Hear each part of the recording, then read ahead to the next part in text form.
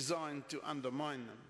The Māori Party is committed to working together with those who are committed to staying in this country to make Aotearoa great once again. This budget is but one reason demanding we do so. Mr. Chairman, thank you. Mr. Speaker. Honourable Peter Dunne. Speaker, for many New Zealanders, this budget was all about tax cuts, partly brought on by media hype that was going to be the central theme of the budget, and partly also brought on by the fact that they've had to wait 12 years since they last had a cut in their personal taxes. And in the event, the calculation they will be making right now is, have those cuts measured up to their expectations?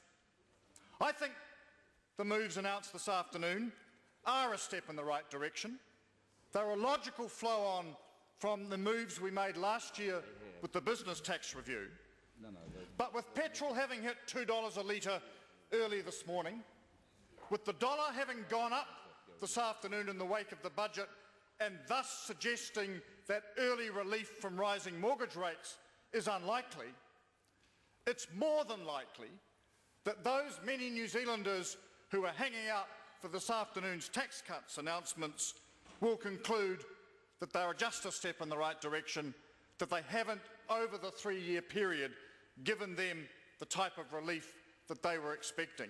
And when they factor in on top of that, that we still have to come the impact of the emissions trading scheme and the likely boost in household living costs that that will bring on, without any clear indication in this budget of compensation to households, they will be even more concerned. You know, it's interesting, Mr. Speaker, when that measure was first postulated last year, the talk was households would be compensated for the increase in costs. Over the ensuing months, that's become refined to vulnerable households would be compensated for some of the ensuing costs. And in this afternoon's budget we hear that the gold card provisions for the elderly in respect of electricity charges will take effect at the time that electricity enters the emissions trading scheme.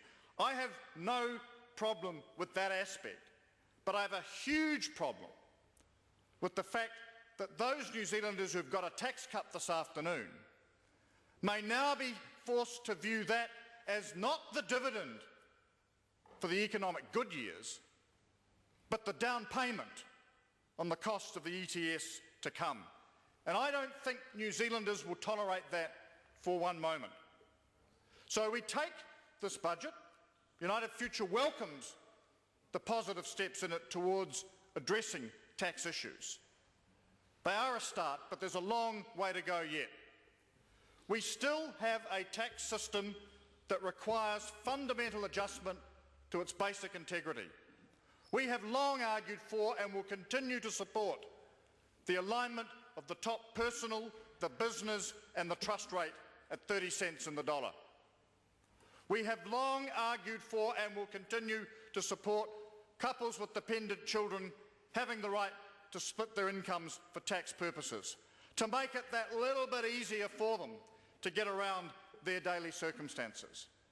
And the changes in this budget do not go that far, but they enable us to hold on to the possibility of achieving those goals in the future, and we will certainly push all we can for that in the future, and we will get there.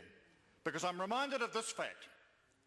We were part of the government the last time personal taxes went down, and it's no coincidence that we're supporting the government this time when they go down.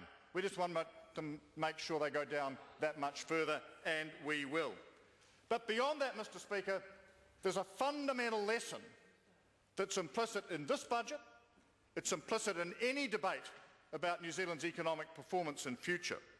And that is that we have to boost incomes to boost our national prosperity, to boost our opportunity, and that can only come through policies that are designed to boost productivity, to make it easier for New Zealanders to go about their business, for their businesses to prosper and to succeed. And in that respect, there are some good things in this budget.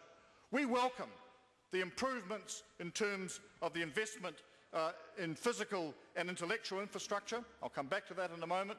We also welcome the significant moves made in terms of softening business compliance, making it much easier for our SME sector to get on with the job that they want to do rather than being unemployed tax collectors, as so many of them feel they are these days. They are good steps. The international tax review, foreshadowed in 2006, announced in preliminary detail last year, and now to be introduced in legislation in the next month or so, is an extremely positive step forward. It aligns us with many of our trading partners. It makes it possible for New Zealand businesses to expand overseas but to retain their operating base in New Zealand. And the introduction of the active-passive distinction in terms of investment and manufacturing income will be extremely positive and beneficial and will be welcomed by many. I spoke before about physical and intellectual infrastructure. It's good to see the investment that's going into our transport system, into road, to rail, to shipping, to all modes, because that's as much about helping us be competitive economically as it is about meeting our obligations in terms of Kyoto and other international commitments. We welcome particularly the adoption of UnitedFuture's policy regarding the reduction in the age at which the parental income test applies for student allowances. The reduction from 25 to 24 is a good step forward. As far as we're concerned, it's the first step along the way towards a universal allowance system, and that is something that we will continue to push for, and we welcome the fact that we've been able to take that step in this year's budget. We note that the budget will provide for 5,000 more elective surgery procedures to be funded. That sounds good, and to those people who will benefit, good luck and well done. But it's a drop in the bucket. It's about 3% of the number of surgical procedures, elective surgical procedures, currently performed in the private sector. And we need to do much, much more than that if we are to make a significant impact on waiting lists in New Zealand. And the only way we can achieve that is by effectively utilising all of our resources, public and private, to best advantage. 5,000 is a drop in the bucket that is beneficial, but it's not nearly enough to turn around the mounting waiting lists in New Zealand. We also welcome the fact that the budget makes provision for about $22 million of expenditure towards the implementation of various aspects of Medicines New Zealand, the National Medicine Strategy that we announced at the end of last year. As a result of this, we will now move towards the establishment of a national formulary for medicines in New Zealand. We'll have a much more effective system for making sure that patients in hospital actually get the medicines that they are properly prescribed to be getting.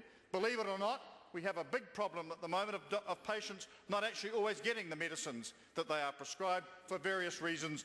We've put in place programs that will ensure that happens, and that in turn is part of leading to a much healthier, much better and much fitter society, and that's got to be a good and positive step, and it's also one of the critical goals of the Medicines New Zealand program.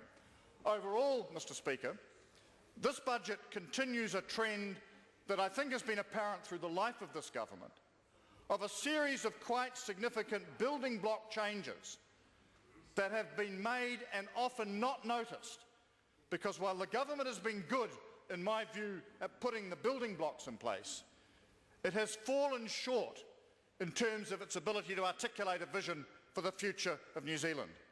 And I think as we look back on this budget and the 8 previous budgets introduced by the Minister of Finance, we can see what has been his underlying objective, an economic transformation of New Zealand. But one has to go sifting through all the bits of the jigsaw to find it. I think where New Zealanders are at today, and maybe this is why the approach of the Leader of the Opposition, which is all fluff but no substance, has some appeal, is that New Zealanders are looking for that vision, that sense of hope and that sense of optimism. Mr. Speaker, this budget is full of detail. There are a lot of positive steps within it. The challenge the Minister and his colleagues face over the next little while is to go out and sell that to New Zealanders as being a coherent, consistent, rational and positive program for the future. I think in many steps, a step in the right direction, but in so many, many other steps, more work needs to be done, and that's going to be the preoccupation of whoever occupies the Treasury benches next year. Rodney High.